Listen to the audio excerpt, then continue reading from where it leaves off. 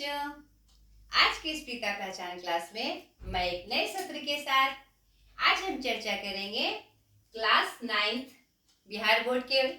ठीक है, बिहार बोर्ड में जो हमारा पाठ्यक्रम है, जो हमारा सिलेबस है, उसमें आज हम चर्चा करेंगे कि जो बिहार बोर्ड में पुस्तक चलती है उसका नाम क्या है, गोधूली भाग 2। आज उसके काव्य खंड का एक पहला लेसन का जो पाठ है उसकी चर्चा मैं आपसे करने जा रही हूँ। काव्य खंड पाठ 1 रैदास के पद, ठीक है, जिसमें कि 2 पद संकलित हैं हमारे।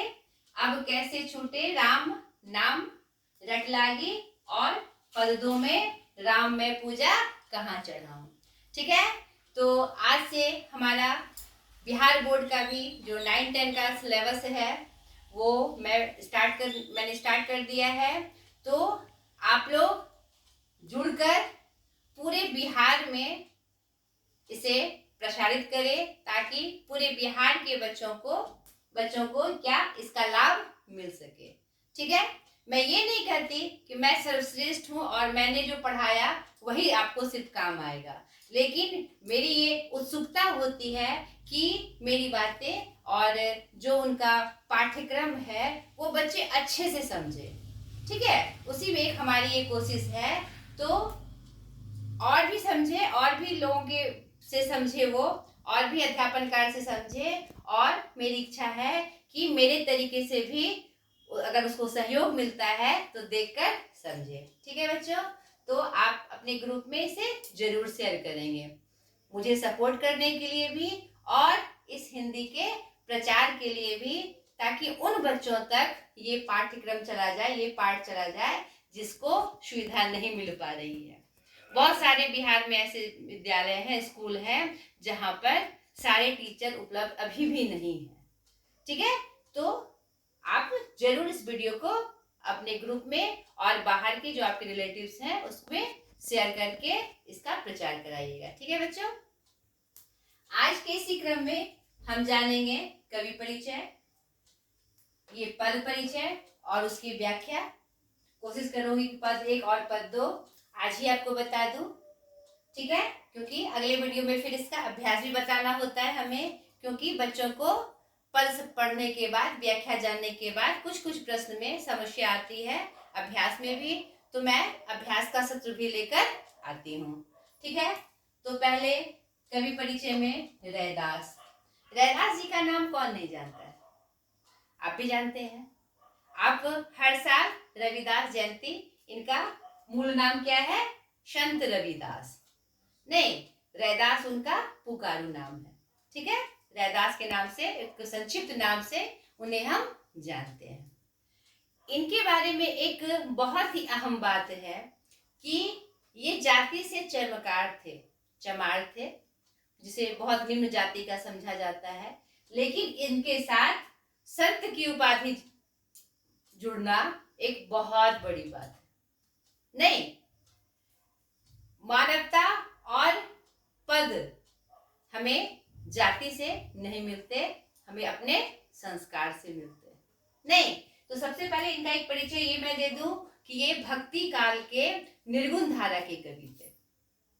मैंने आपको मेरा पिछला वीडियो देखिएगा जिसमें मैंने निर्गुण भक्ति और सगुण भक्ति की चर्चा की है। थोड़ा शॉर्टकट में मैं आपको बता दूं कि भक्ति काल हिंदी साहित्य की जो 4 विभागों में बटा है हमारा, आदि काल, भक्ति काल, रीति काल और आधुनिक काल। तो द्वितीय जो भक्ति काल है वो मध्य काल का समय था। नहीं, तो मध्य काल में 2 धाराएं थी, भक्ति काल और रीति काल। नहीं, तो सेकंड पार्ट के रूप में ये भक्ति काल आता है। तो भक्ति काल का समय जिस समय था वह 2 धाराओं में चल रहा था। ठीक है, एक निर्गुण भक्ति, एक सगुण भक्ति। निर्गुण भक्ति में, इन शॉर्ट में मैं बता दूं कि निर्गुण भक्ति में वैसे भक्त आते थे, ऐसी भक्ति करने वाले लोग आते थे जो किसी विशेष मूर्ति या भगवान की पूजा नहीं करते थे, किसी विशेष भगवान को नहीं मानते थे। वह निराकार रूप में, वह जिस भगवान को मानते थे एक शक्ति पूज के रूप में मानते थे, और मन में उस विश्वास को बनाकर मन से उसकी पूजा करते थे। मानसिक पूजा पे वो ज्यादा जोर देते थे। ठीक है, और सगुण भक्ति में कौन आते थे, किसी विशेष भगवान की पूजा की जाती थी। निर्गुण भक्ति की दो शाखाएं, एक ज्ञानाश्रय, एक प्रेमाश्रय। और सगुण भक्ति की भी दो शाखाएं, एक रामाश्रय और कृष्णाश्रय। जस्ट इसका उल्टा सगुण भक्ति, जो किसी विशेष भगवान को मानते थे। तो रामाश्रय शाखा के भक्त और कवि राम जी को मानते थे, अयोध्या के राम को, और कृष्णाश्रय की शाखा के कवि कृष्ण को मानते थे।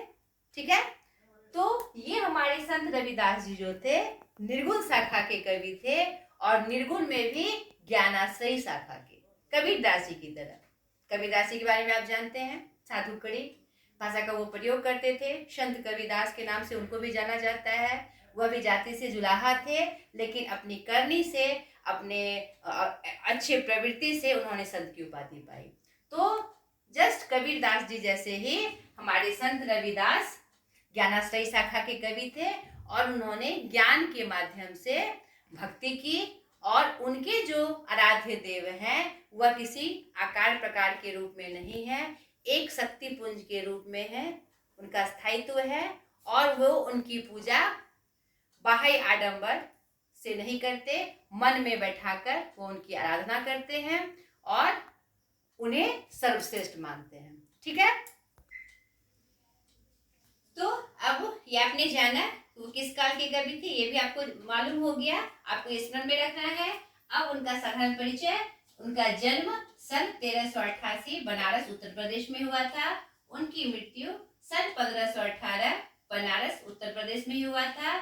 उनकी जो भाषा थी बिल्कुल सरल थी एकदम। उस समय जो कुछ कवि और जो साहित्यकार होते थे ऐसी भाषा का प्रयोग करते थे जो लोग में प्रचलन में थी, ताकि लोगों तक उनकी बात पहुंच सके। ठीक है, और ये तो संत थे, घूमते थे, चारों तरफ घूमते थे, लोगों में जो समस्याएं हैं, लोगों में जो आचरण है वो देखा करते थे। तो वह उनकी जो भाषा थी बिल्कुल सरल थी, ताकि आम लोगों तक वह पहुंच जाए। उनका ये मतलब यही उद्देश्य भी यही था, उनके काव्य लिखने का उद्देश्य भी यही था। उनकी भाषा सरल व्यवहारिक ब्रजभाषा है, जिनमें अवधी, राजस्थानी, खड़ी बोली, उर्दू, फारसी शब्दों का भी मिश्रण है। तो ये तो आप समझ गए होंगे, ब्रज भाषा, ब्रज में बोली जाने वाली भाषा। ठीक है, उधर के ही थे ये, बनारस साइड के थे ये। अवधी भी आप समझ गए होंगे, अवध में बोली जाने वाली भाषा। राजस्थानी, राजस्थान की भाषा। ये खड़ी बोली क्या है? खड़ी बोली का मतलब होता है एकदम खड़ा शुद्ध रूप, यानी कि जब हिंदी अपने विकास पथ पर आई तो संस्कृत, प्राकृत, पाली, अपभ्रंश, उसके बाद का उसका क्या रूप था? खड़ी बोली, यानी कि शुद्ध बोली के रूप में जो लोक व्यवहार में था, उस भाषा में जो बोली बोली जाती थी उसे ही क्या कहा जाता था? खड़ी बोली। ठीक है, और उर्दू फारसी का भी उस समय चलन था, प्रचलन में था वो, तो उस शब्दों का भी मिश्रण उनके काव्य में दिखाई पड़ता है। एक बात और है रविदास जी के बारे में कि वह उपमा और रूपक अलंकार का बहुत प्रयोग करते थे। ठीक है, उपमा या अलंकार क्या है तो आपको ये भी मैं बता दूं शॉर्टकट में। अलंकार का एक विशेष वीडियो मैंने डाला हुआ है अपने प्रकार पहचान क्लासेस में, आप जाकर आप डिटेल्स में उसको देख सकते हैं। ये शब्द आया तो मैं थोड़ा शॉर्टकट में आपको बता दूं। अलंकार का मतलब होता है, जिस तरह इस अलंकार में होता है गहना, सजावट। ठीक है, जिस प्रकार महिलाएं सजकर अपने रूप को बढ़ाती है, अपने सौंदर्य को बढ़ाती है, उसी तरह अलंकार जो है शब्द और विशेष शब्दों का पुंज होता है, जिससे उस काव्य में सुंदरता आती है, सुंदरता आती है। ठीक है, जिससे यानी काव्य का सौंदर्य बढ़ जाए, कविता का सौंदर्य बढ़ जाए, उन शब्दों का प्रयोग क्या था? अलंकार के रूप में प्रयोग होता है। उपमा हम जानते हैं, किसी की उपमा देना, और रूपक मतलब क्या? उसी के रूप जैसा बता देना। ठीक है, तो उपमा और रूपक अलंकार का उन्होंने सबसे ज्यादा प्रयोग किया है। ठीक है, ठीक है बच्चों, आपने जान लिया संत रविदास जी के बारे में, जो कि एक महत्वपूर्ण परिचय था उनका, जिसकी जानकारी आपको होनी थी। अब उनकी जो दो पद हमारे पाठ में संकलित है, मैं उस पद के बारे में बताऊंगी और उसकी व्याख्या भी बताऊंगी। तो पहला जो पद है अब कैसे छूटे राम नाम रट लागी। इस पद के माध्यम से कवि अपने आराध्य को सर्वशक्तिमान बताते हैं, ठीक है, और खुद को उनका दास बनाकर भक्ति करते दिखते हैं, ठीक है। और इसी क्रम में वह कुछ चीजों से अपने ईश्वर और खुद की तुलना करते हैं और यह बता रहे हैं कि हम लोग का संबंध कितना अटूट है, कितना मिला हुआ है, ठीक है। इस पद के माध्यम से कवि इसी का संदेश हमें दे रहे हैं, ठीक है। परिचय जान गए आप।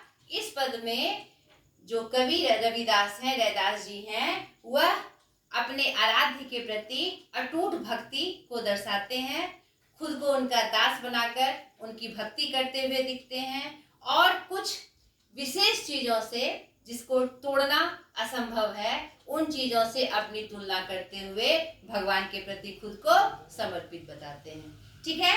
देखिए, अब कैसे छूटे राम नाम रट लागी। अब राम नाम की जो रट मुझे लग गई है, यानी अपने आराध्य से जो प्रेम मुझे हो गया है, जब जो उसकी भक्ति में जो मैं लीन हो गया हूँ, अब यह छूटने वाली नहीं है। अब आप कहेंगे कि मैम यह राम आया, राम अयोध्या के राम नहीं, ये निर्गुण धारा के कवि थे।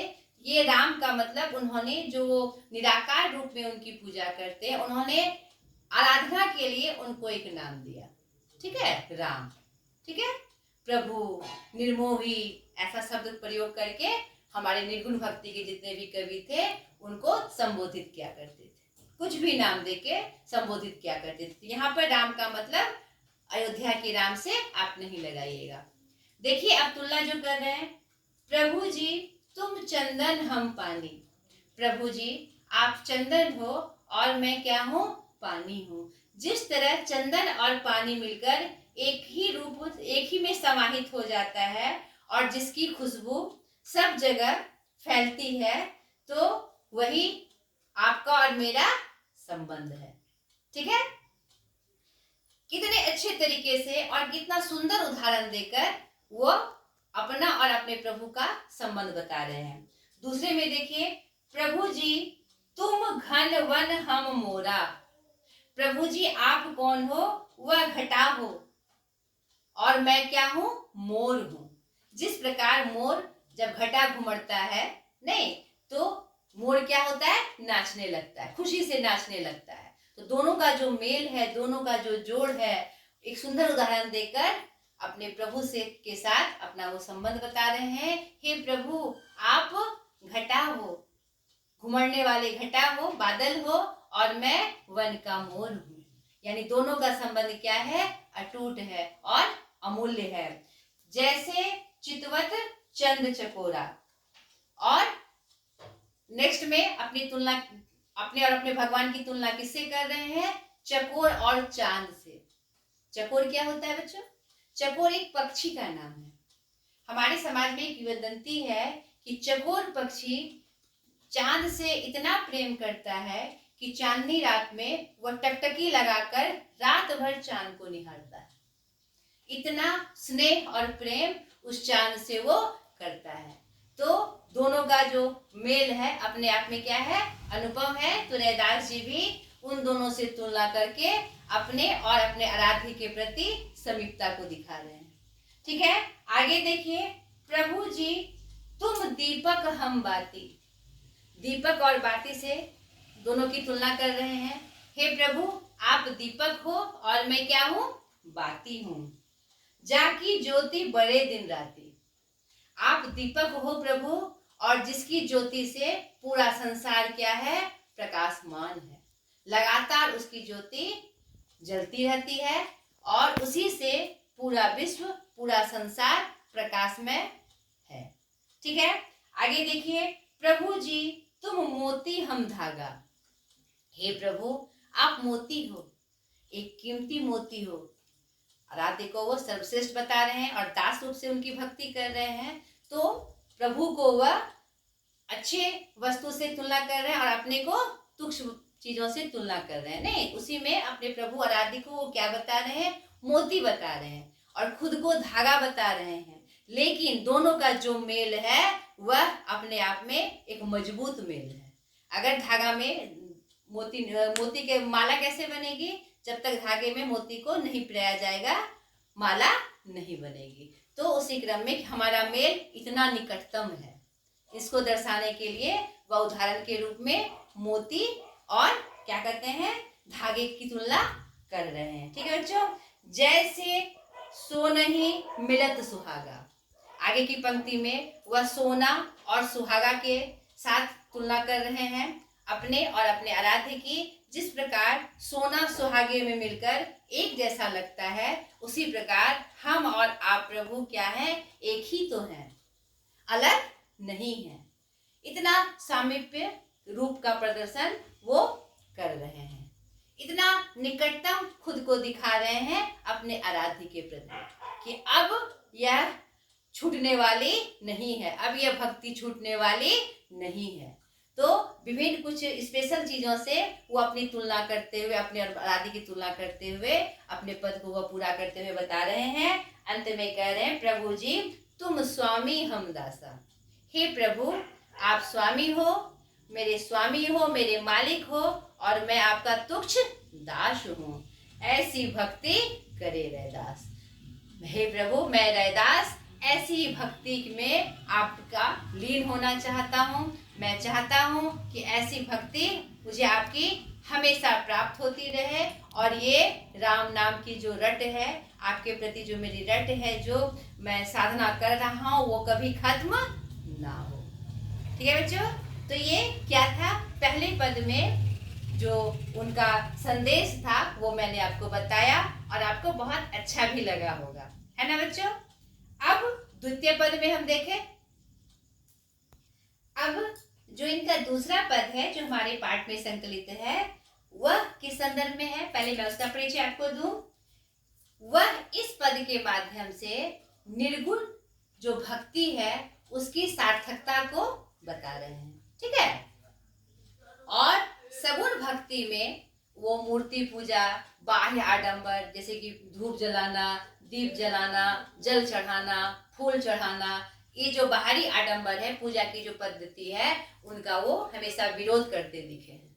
ठीक है, तो उन्होंने निर्गुण भक्ति की सार्थकता को स्थापित करने के लिए उन्होंने ये पद लिखे हैं कि और जो बाह्य आडंबर है, मूर्ति पूजा और जो हम बाहरी आडंबर से भगवान को खुश करने की कोशिश करते हैं, उनका वो विरोध करते दिखते हैं कि यह सब सही नहीं है। हाँ भगवान है, वो भक्ति को का विरोध नहीं कर रहे हैं, लेकिन जो मानसिक पूजा है, मन से जो जुड़ा है हमारे आराध्य के प्रति, प्रभु के प्रति, उस पे वो जोर दे रहे हैं। ठीक है, इस पद में यही संदेश उनका हमें प्राप्त होता है। ठीक है, देखिए क्या है, उनकी पंक्तियां क्या है।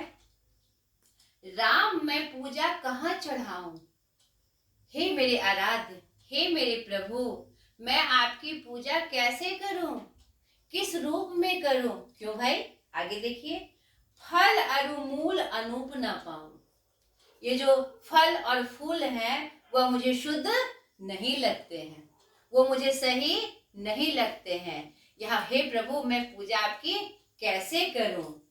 थनहर दूध जो बछरू जुठारी, अगर मैं आपको दूध चढ़ाना चाहूं वह तो बछड़े का जूठा है। अगर मैं चाहूं कि मैं आपकी पूजा दूध से करूं तो मुझे लगता है वो तो बछड़े ने जूठा कर दिया है, तो फिर मैं दूध कैसे चढ़ाऊं। पूस भंवर जल मीन बिगाड़ी, फूलों को किसने जूठा कर दिया है, भंवरे ने जूठा कर दिया है, वो भी मैं आपको कैसे चढ़ाऊं। और जल भी मैं कैसे आपको अर्पित करूं, उसे तो मछली ने जूठा कर दिया है। तो यानी कि इन सब चीजों को चढ़ाने का जो बाह्य आडंबर है उसका वो विरोध करते दिख रहे हैं कि ये सही, वो अपने लिए कह रहे हैं ये बात, अपनी जो उन्होंने जो निर्गुण भक्ति अपनाई है उसकी सार्थकता को वह प्रदर्शित कर रहे हैं। ठीक है, अपने बारे में ये कह रहे हैं। ठीक है, मलयागिरी बेधियो भुअंगा, अगर मैं आपको, मलय मतलब चंदन, जिसका जो हम भगवान को अर्पित करते हैं, तो मैं अगर आपको चंदन चढ़ाना चाहूं तो वह भी मैं शुद्ध नहीं मानता हूं, क्योंकि चंदन के वृक्षों पे तो बड़े बड़े अजगर और सांप लिपटे होते हैं। ये कैसे सही है? चंदन जो शीतलता का प्रतीक है और उसमें जो बड़े बड़े वो लिपटे होते हैं, तो मैं उसे शुद्ध कैसे मानूं? उसी क्रम में आगे कहते हैं, विष अमृत दो एके संगा। चंदन तो अमृत है, शुद्ध है, शीतल है, लेकिन उसके साथ विष भी तो है, तो मैं उसे शुद्ध कैसे मानूं? उसे भी हे प्रभु, हे मैं उसे शुद्ध नहीं मानता हूं। मन ही पूजा मन ही धूप। अंत में वो अपने निर्गुण भक्ति को स्थापित करते हुए मानसिक पूजा के प्रति ज्यादा विशेष जोर देते हुए कह रहे हैं कि मन से ही मैं आपकी पूजा करूंगा, मन ही मेरी पूजा है और मन ही मेरी धूप अगरबत्ती है। ठीक है, मन ही सेऊं सहज स्वरूप। मैं अपने मन में ही आपके सहज रूप को, आपके सुंदर रूप को बैठाकर मैं आपकी मानसिक पूजा करूंगा, क्योंकि ये सब चीजें मुझे शुद्ध नहीं लगती, तो मैं इनसे आपकी पूजा नहीं कर पाऊंगा, इसीलिए मुझे सही नहीं लगता है। तो मानसिक पूजा पे यहाँ पर वो जोड़ देते हुए दिखाई पड़ रहे हैं। ठीक है, पूजा अर्चना जानू तेरी, मुझे पूजा अर्चना करने हे प्रभु नहीं आती, और कोई विधि विधान हे प्रभु मुझे नहीं आते। कह रैदास कवन गति मेरी, पता नहीं इस रैदास की क्या गति होगी। नहीं, यहाँ पर अंतिम पंक्तियों में, ताकि सगुण भक्ति किसी को ऐसा प्रतीत ना हो कि सगुण भक्ति का वो विरोध कर रहे हैं, वो अपने बारे में अपनी निर्गुण भक्ति को सिर्फ स्थापित कर रहे हैं कि मुझसे यही भक्ति होगी, ये जो बाह्य आडंबर है वह मुझसे संभव नहीं है। पता नहीं अगर ये क्रियाक्रम मैं ना करूं, पता नहीं मेरी गति क्या होगी। इस अंतिम पंक्ति से और साबित हो जाता है कि वह मानसिक पूजा पे जोर दे रहे हैं, अगर उनके लिए वही सर्वश्रेष्ठ है, अगर ऐसा नहीं है तो पता नहीं उनकी गति क्या होगी।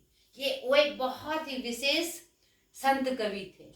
नहीं, उन्हें सारी स्थितियां पता थी कि किस शब्द से किस पे क्या प्रभाव पड़ेगा, तो उनका जो उद्देश्य था निर्गुण भक्ति को स्थापित करना, उन्होंने सटीकता से उसको स्थापित किया और अपने आप को असमर्थ बताते हुए उन्होंने इसकी सार्थकता को सिद्ध किया। ठीक है बच्चों, आशा करती हूँ दोनों पद आपको अच्छे से समझ में आए होंगे। अगले वीडियो में इसके प्रश्न अभ्यास के साथ मैं फिर उपस्थित होंगी आपके सेशन में, आपके बिहार बोर्ड के सेशन में। ठीक है, आज तक के लिए इतना ही। बाय।